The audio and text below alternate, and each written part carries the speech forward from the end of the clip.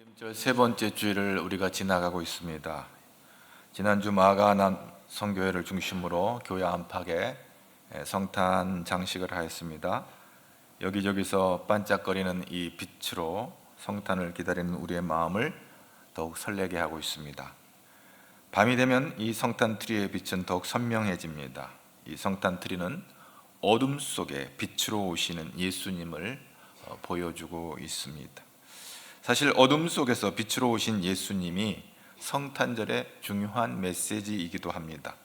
예수님께서 하늘 보좌를 버리고 이 세상에 빛으로 오셨습니다. 오늘 본문에서 그렇게 선포하고 있는 것입니다. 요한복음 12장 우리 46절의 말씀을 함께 보도록 합니다. 나는 빛으로 세상에 왔나니 물은 나를 믿는 자로 어둠에 거하지 않게 하라 미로다. 내가 세상에 빛으로 왔다, 이렇게 선포하고 있습니다. 이것이 요한복음의 핵심 메시지이기도 합니다.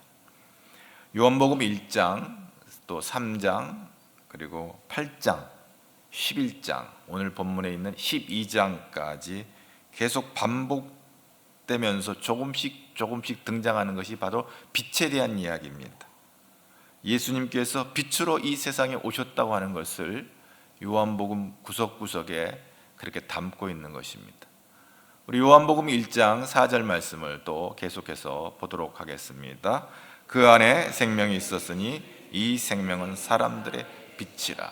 바로 그 빛은 생명의 빛인 것을 말합니다. 그리고 이어서 요한복음 3장 19절에 한번 봅니다. 그 정죄는 이것이니 곧 빛이 세상에 왔으되 사람들이 자기의 행위가 악함으로 빛보다 어둠을 더 사랑하는 것이. 그리고 20절 말씀 3장 20절 악을 행하는 자마다 빛을 미워하여 빛으로 오지 아니하나니 이는 그 행위가 들어갈까 함이요. 그렇습니다. 그러면서 다시 또 8장에 가서 또 빛에 대한 이야기를 하고 있습니다. 8장 12절입니다. 예수께서 또 말씀하여 이르시되 나는 세상의 빛이니 나를 따르는 자는 어둠에 다니지 아니하고 생명의 빛을 얻으리라. 예수님께서 당신이 스스로가 나는 생명의 빛이다, 이렇게 선포하고 있습니다. 그래서 나를 따르는 자는 어둠에 다니지 않냐고 생명의 빛을 얻게 될 것을 이렇게 말하고 있습니다. 그리고 이제 12장에 들어와서 결정적으로 이제 말씀을 하는 것이죠. 또 요한복음 11장 10절 말씀을 또 보겠습니다. 밤에 다니면 빛이 그 사람 안에 없는 거로 실족하니라. 그리고 해서 요한복음 12장까지 이렇게 오게 됩니다. 예수님이 빛이라고 하는 이 말씀은 어둠 속에 감춰진 것을 드러내시는 분이라는 뜻입니다. 예수님은 빛이시기 때문에 예수님 앞에 숨길 것이 없고 감추인 것이 없이 다 드러난다는 뜻입니다. 그래서 예수님께 나오면 우리 자신의 실체가 무엇인지를 알게 되어집니다. 왜? 모든 것이 다 드러나기 때문에. 우리의 모든 죄, 과거의 숨은 죄, 자신이 잊어버린 죄까지도 다 드러납니다. 그런데 무엇보다도 우리 자신이 죄 그 자체라고 하는 사실을 깨달아 알게 되는 것입니다. 바리새인과 사두개인은 이런 말이 싫었어요. 그들은 자신이 완벽하게 하나님 말씀을 잘 지키고 율법을 지키는 아주 경건한 의로운 사람이라는 것을 그들의 삶의 자랑인데, 죄인이야, 회개해야 돼, 이런 얘기를 들을 때 바리새인과 서기관들과 사두개인들, 우리가 무슨 죄인인데? 라고 이렇게 항변하지 아니할 수가 없는 것입니다. 그러나 빛 대신 예수님 앞에 서니까 그들이 가장 경멸했던 세리보다도 못한 죄인인 것을 이게 비춰줄 때 얼마나 악한 죄인인가를 보게 되는 것이죠. 그런데 중요한 건 뭐냐? 세리는 자기가 죄인인 것을 인정합니다. 그런데 바리새인들은 자기가 죄인인 것을 모르기뿐만 아니라 인정하지 않기 때문에 더 큰 죄인이에요. 세리는 죄를 자기가 죄인인 것을 알고 나는 죄인입니다 하고 인정을 하고 애통하는 마음을 가졌어요. 근데 바리새인들과 사두개인들은 왜 큰 죄인이냐? 자기가 죄인인 것을 모르기 때문에 더 큰 죄인이다 하는 것입니다. 예수님의 첫 메시지가 회개해라, 천국이 가까웠다. 잘 살고 있다고 생각하는 사람에게 이런 말처럼 황당한 말은 없을 것입니다. 누가 여러분에게 아니, 여러분 말고 세상에 나가서 전도할 때 회개해야 됩니다. 그래야 천국 갑니다. 이렇게 말하면 굉장히 거부감을 일으키는 사람들이 덜어 있어요. 내가 무슨 죄를 졌다고? 나는 법 없이도 살 수 있는 사람이고, 내가 무슨 도둑질을 했어, 못된 짓을 했어, 간음을 했어, 아니 나만큼만 착하게 살아봐, 내가 뭘 회개를 해야 되는데? 라고 의문을 가질 수 있을 것입니다. 그리고 왜 나한테 그런 소리 하는 거야? 라고 반응할 사람들도 꽤 있습니다.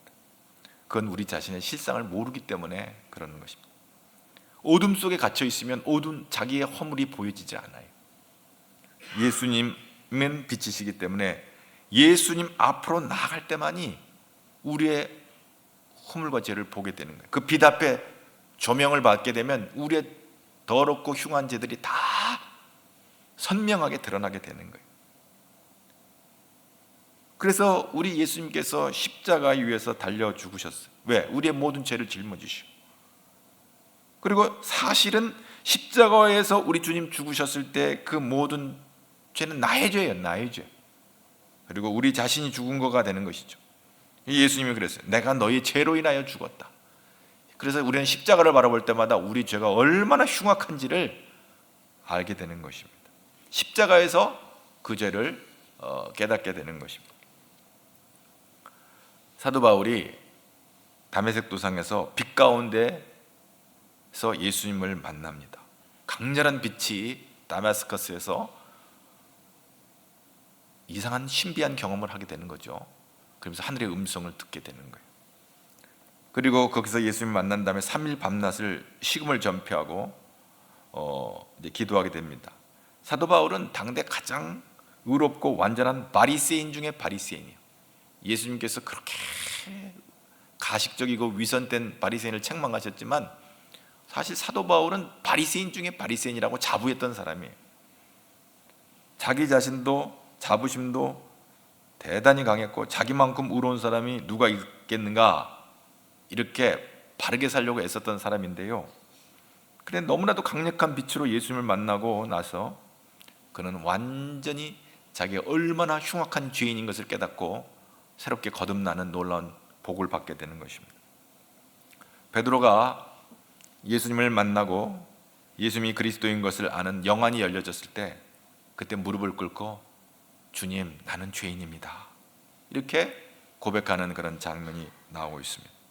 그리고 모든 것을 내려놓고 예수님의 그 콜링 앞에 헌신하는 그런 베드로의 모습을 보면 돼요. 그 베드로가 이제 예수님의 제자로 소명 감당하는 거죠. 근데 다 모두 다 이렇게 반응하는 건 아니에요. 선악과를 따먹은 아담은 하나님 앞에서 숨어버렸어요. 이게 눈 가리고 아웅인데요, 숨겨지는 것도 아니고 숨을 수도 없는데 깐냥 자기는 숨는다고 숨었어요. 근데 하나님 앞에 다 드러나게 돼 있어요. 사람들은요, 예수님을 영접하는 것을 굉장히 거부하는 인생들도 있어요. 예수님이 다가오는 걸 거절하고 도망가는 사람들도 있어요. 왜? 아직도 그 마음에 어둠을 사랑하기 때문에 그래요. 오늘 우리들의 반응은 어때야 되겠습니까? 요한복음 3장 19절과 20절 말씀을 다시 한번 보도록 하겠습니다. 그 정죄는 이것이니 곧 빛이 세상에 왔으되 사람들이 자기 행위가 악함으로 빛보다 어둠을 더 사랑하는 것이니라. 악을 행하는 자마다 빛을 미워하여 빛으로 오지 아니하나니 이는 그 행위가 드러날까. 대부분 사람들이 자기의 진짜 모습 드러나는 것을 두려워합니다. 자신의 진짜 모습이 또 사람들에게 알려질까 봐도 숨으려는 인생들도 많습니다. 자기 죄를 다 드러내지를 못하는 거죠. 그런데 오늘요, 예수님께서 심판하려고 우리의 어둠을 드러내는 것이 아니라고 오늘 말씀하고 있어요. 오늘 47절 말씀을 또 한번 보겠습니다. 사람이 내 말을 듣고 지키지 아니할지라도 내가 그를 심판하지 아니하노니 내가 온 것은 세상을 심판하려 함이 아니요 세상을 구원하려 함이라. 이 말씀이 아주 중요한 말씀입니다. 초림의 주로 오시는 주님은 심판하시기 위해서 오시는 게 아니에요. 우리를 구원하시기 위해서 십자가를 세우시는, 놀라운 구원의 근거를 마련하시기 위해서 이 땅에 오시는 건데요. 그래서 오늘 말씀에 내 말을 듣고 지키지 아니할지라도 내가 그를 심판하지 아니하노라. 이 말을 듣는 사람들은 오해를 할 수도 있어요. 그러나 중요한 것은 뭐냐면 그 다음 말이에요. 내가 온 것은 세상을 심판하려 함이 아니고 세상을 구원하려. 여기에 방점이 있는 거예요. 그래서 회개하고 구원받을 수 있는 시간이 주어지는 것이죠. 지금은 심판의 시간이 아니라 구원의 시간이고 초청의 시간이고 초대의 시간이기 때문에 그 부르심 앞에 응답해야 되는 시간입니다. 근데 그 시간을 놓쳐버리게 되면 48절로 이어지는 거예요. 그래서 48절 다 같이 한번 보겠습니다. 48절, 나를 저버리고 내 말을 받지 아니하는 자를 심판할 이가 있으니 곧 내가 한 그 말이 마지막 날에 그를 심판하리라. 예수님은 누구나 다 지옥 가게 하시는 분이 아닙니다. 그런데 왜 사람들이 그래요? 예수님을 전도할 때도 예수 안 믿으면 지옥 가, 이제 이런 말을 하잖아요. 엄밀히 말하면 예수님을 안 믿어서 지옥 가는 게 아니라 본래 지옥 가게 되어 있기 때문에 지옥 가는 거예요. 그게 무슨 말이냐면 에베소 2장 3절에 그 말씀이 있어요. 너희들은 본질상 진노의 자녀다. 가만히 있으면 지옥 가는 거예요. 우리가 본래 지옥에 가게 되어 있는 거예요. 지옥에 가려면 어떻게 해야 되나? 아무것도 하지 않으면 돼요. 그냥 집에 앉아 있으면 돼요. 그럼 지옥 가는 거예요. 그래도 이 날씨가 추운데 영하로 막 떨어져 가지고 막 추운데 그냥 몸을 싸고 오늘 하나님의 성전으로 나와서 이렇게 여러분 좀 귀하게 예배에 참여하고 있는데요. 지옥 가면 가만히 있으면 돼. 집에서 따뜻한 아랫목에 가만히 있으면 그냥 지옥 가는 거예요. 우리 한국 교회가 한참 부흥이었을 때 70년대 80년대는 교회마다 부흥회를 그렇게 많이 했어요. 하여튼 해년마다 춘계부흥회, 추계부흥회. 그래서 그 당시에는 아주 말씀에 이게 잘 전달하고 재미있게 또 아주 전달하는 그 은사를 가진 목사님들을 모셔다가 그냥 그 부흥회를 하면 많은 사람들이 모여들어서 하나님 말씀을 듣고 또 새롭게 예수를 믿는 그런 결단의 시간들을 갖게 되었습니다. 늘 부흥회를 하면 마지막 시간에 콜링이 있습니다. 초청을 합니다. 무슨 초청입니다? 예수님을 영접하고 구원받기 원하시는 분들이 있으면 지금 자리에 일어나시기 바랍니다. 그렇게 콜링을 해요. 어떻게 보면 일어서고 앉는 것이 지옥과 천국의 운명을 바꾸는 시간이 되는 거예요. 네? 일어서서 예수님을 영접하면 하나님 나라 간다, 천국 간다, 이 콜링을 할 때 일어서기만 하면 지옥 갈 사람이 천국 가는 거예요. 그러면 지옥 갈 사람은 어떻게 해요? 가만히 앉아 있으면 돼요. 뭐라고 뭐 강사가 뭐라고 하든지 당신은 지져라, 나는 앉아 있는다. 그러면 그냥 지옥 가는 거예요. 특별히 할 일이 없어요. 지옥 가는데. 여러분 여기 서울도 그랬고 한 3, 40년 전에는 이 변두리들이 그냥 그 홍수가 나면요 참 많은 이 어려움들이 있었는데 이 물이 비가 많이 와서 홍수가 나면 막 물에 휩쓸려 떠내려가는 그런 게 있어요. 그래서 한강에 보면 막 온갖 서울에 있는 쓰레기들이 다 한강에 다 모입니다. 홍수가 나면 저 양평부터 시작해가지고 막 온 저 흘러오는 이 한강으로 이어지는 거예요. 홍수가 나면 하여튼 소도 떠다니고 송아지도 막 떠다니고 그래요. 그 물이 막 급류가 이렇게 막 밀려올 때는요 사람들을 건지려고 밧줄을 이렇게 던집니다. 가지고 송아지도 그냥 밧줄을 목에 걸어가지고 끌어당기고 사람들도 그 밧줄을 던져서 그 잡아가지고 끌어올리는 것이죠. 죽으려면 어떻게 하면 돼요? 그 밧줄을 안 잡고 그냥 그대로 떠내려가면 되는 거예요. 떠내려. 가만히 있으면 죽는 거예요. 그러니까 살려면 어떻게? 그 밧줄을 잡고 그냥 용을 쓰면서 말이지. 그 홍수에 막 밀려 내려갈 때 그 밧줄을 꽉 잡고 하여튼 길을 쓰고 거기서 기어 나오면 사는 것이고 그냥 죽고 싶으면 그냥 그대로 밧줄이고 뭐가 없어요. 그냥 놓고 그냥 가면 되는 거예요. 오늘 우리를 지옥에서 건져줄 밧줄이 뭡니까? 예수님께서 말씀하신 복음인 줄로 믿습니다. 주님의 말에 심판한다고 그랬어요. 오늘 48절 다시 한번 봅니다. 48절 48절 나를 저버리고 내 말을 받지 아니하는 자를 심판할 리가 있어. 곧 내가 한 그 말이 마지막 날에 그를 심판할. 대한성서 공회에서 최근에 번역되어 나온 새 한글 성경에서는 이 본문을 이렇게 번역합니다. 나를 무시하고 내 말을 받아들이지 않는 사람에게는 그를 심판할 이가 있습니다. 내가 한 말 바로 그것이 마지막 날에 그를 심판할 것입니다. 여기 심판할 이라고 이렇게 인격적인 어떤 인격을 지칭하고 있는데, 물론 하나님이시겠죠. 그런데 문법적으로 볼 때 내가 한 말, 말씀이 육신이 돼서 우리 가운데 오신 예수 그리스도를 거절하고 영접지 아니한 자들은 그 주께서 하신 말씀, 바로 그것이 마지막 날에 그를 심판하게 될 것이다. 하나님이 세상을 이처럼 사랑하사 독생자를 주셨으니 누구든 저를 믿는 자는 멸망치 않고 영생을 얻고 영접지 아니한 자는 영벌에 들어가는 것입니다. 바리새인들이 예수님의 말씀을 무시하고 사사건건 비난하고 심지어는 십자가에 못 박는데 앞장섬으로 말미암아 그들은 결국 예수님의 입에 나오는 그 말씀으로 인하여 심판을 당하게 되는 것입니다. 중보자로서 자신의 몸을 화목제물로 아낌없이 바치신 예수님은 십자가 위에서 하나님과의 관계 회복을 위한 구원의 기회로 이 땅에 오셨는데, 이 기회를 상실하게 되어지면 다 심판을 받게 되는 것입니다. 안타까운 것은 하나님을 잘 섬겼던 다윗, 이 다윗이 넘어질 때가 있었어요. 시편 51편 11절 12절 우리가 다 같이 한번 또 봅니다. 나를 주 앞에서, 시편 51편 11절 12절 말씀입니다. 나를 주 앞에서 쫓아내지 마시고 주의 성령을 내게서 거두지 마소서. 주의 구원의 즐거움을 내게 회복시켜 주시고 자원하는 심령을 주사 나를 붙드소서. 예수님을 영접하고도 여전히 어둠의 유혹에 흔들리는 이들이 더러 있습니다. 그리고 우리가 사는 세상에 어둠의 일들이 나를 끌어내는 참 어려운 시대입니다. 이 어둠의 시대입니다. 요즘 젊은 아이들이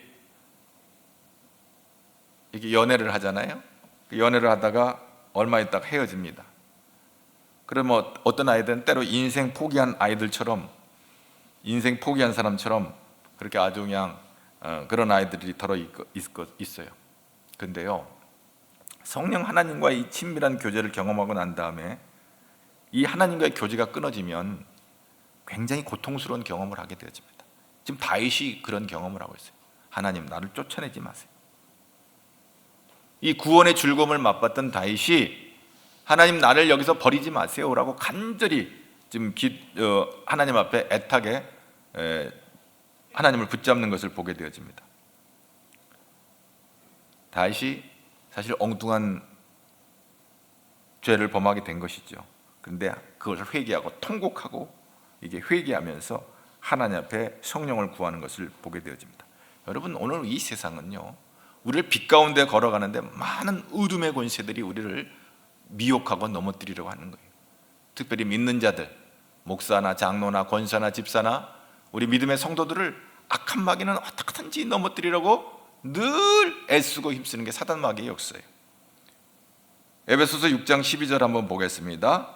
우리의 씨름은 혈과 육을 상대하는 것이 아니요 통치자들과 권세들과 이 어둠의 세상 주관자들과 하늘에 있는 악의 영들을, 이 악한 영들과의 영적인 전투를 아니할 수가 없어요.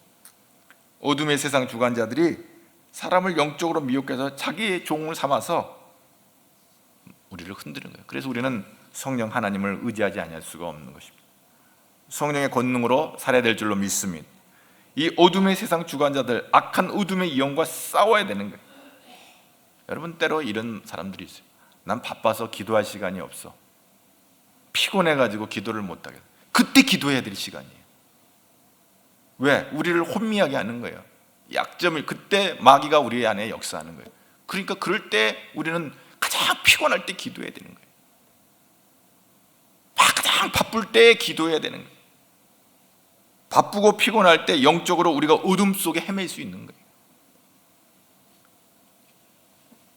우리 젊은 친구들이 목사님 기도했어요. 좋은 직장 가도록 기도해 주세요. 뭐 이렇게 막 기도해요. 근데 직장 들어간 다음에 너무 바쁜 거예요. 큰 회사일수록 일이 많아요. 그래서 기도하고 열심히 예배드려도 이런 친구들이 예배도 소홀히 여기고 기도하는 일도 소홀히 여기고, 취업할 때는 열심히 기도하다가 취업되고는 기도도 소홀히 여기고 그렇게 한다. 이거 마귀의 밥이 되는 거예요. 이러면 그때 기도해. 바쁠 때, 피곤할 때, 지쳐 있을 때 기도해. 여러분 아플 때 기도해야지. 아프다고 기도 안 합니까? 기도해야 될 시간이. 그래서 베드로가 베드로전서에서 깨어나, 영적으로 깨어있지 않으면 이 마귀가 사자같이 삼켜버린다. 그러니까 여러분 집 거실에 미친 개 한 마리가 들어와 있으면 어떡해요? 아, 나 바쁘고 피곤하니까 너 그리고 자버립니까? 미친 개 물려 죽습니다.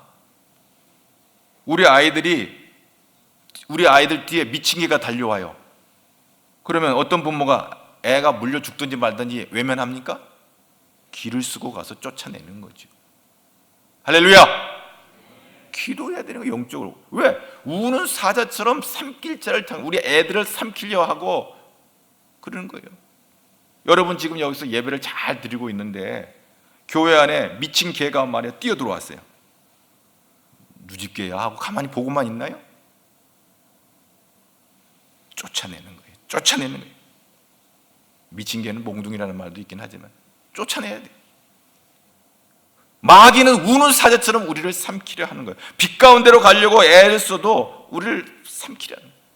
마지막 심판이 있음을 알고 우리는 이런 마귀의 역사에 우리가 잘 대응을 해야 되는 것이죠. 우리가 살고 있는 세상은 어둠의 세상이에요. 어둠의 권세에 유혹을 받고 있는 세상이에요.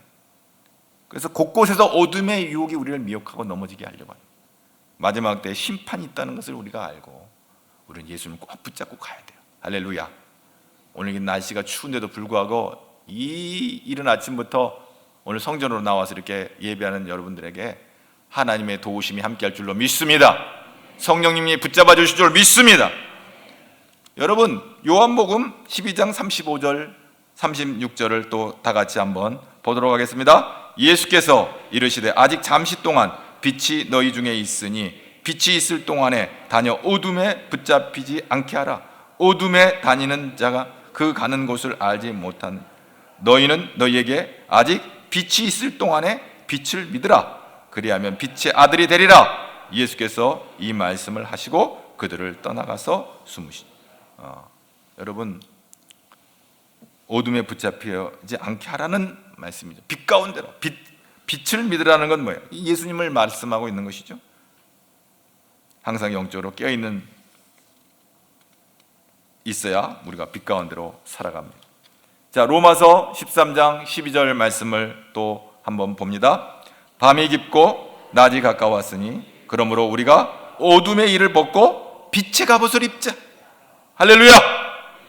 13절 낮에와 같이 단정행하고 방탕하거나 술 취하지 말며 음란하거나 호색하지 말며 다투거나 쉬게 하자. 이거 다 마귀가 하는 일이에요. 방탕하고 술 취하고 음란하고 호색하고 다투고 쉬게 하는 거 마귀가 하는 일이에요. 미쳐버리는 거예요. 이것 때문에 미쳐버리는 거예요. 가정이 깨지고 교회가 깨지고 공동체가 막 깨지는 거예요. 그래서 13장 14절 로마서 13장 14절에 뭐라고 그랬어요? 오직 주 예수 그리스도로 옷 입고 정욕을 위하여 육신의 일을. 육신의 일은 뭐예요? 방탕하고 술 취하고 음란하고 호색하고 다투고 시기하고 이게 다 마귀가 하는 일이에요.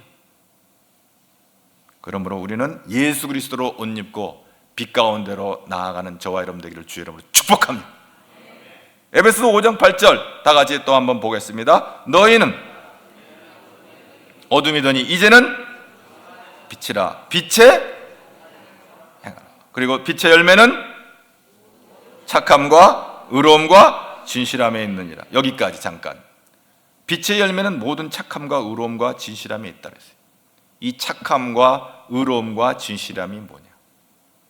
이 빛의 열매가 뭐냐? 여러분 예수 잘 믿는 것인 줄로 믿습니다.